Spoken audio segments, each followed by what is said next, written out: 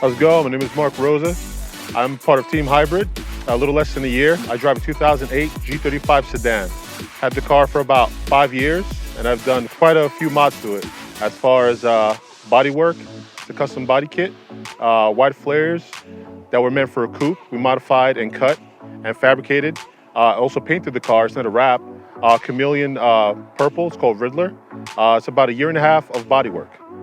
I have Wed Kranze wheels, 19s by 12 in the rear with a 6-inch lip, and 19 by 5 in the front with a 5-inch lip, wrapped in Toyo Proxes tires. I had a lot of carbon fiber done to the vehicle as well. Carbon fiber hood, carbon fiber grille, carbon fiber trunk, carbon fiber spoiler, diffuser, as well as an interior all custom made.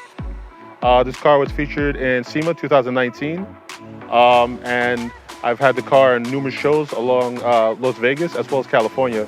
The interior has a custom Tesla screen. I know now they're more common. However, my car was one of the original prototypes for the first 20 made. So it actually took us 6 months to have it done. It's an Android tablet.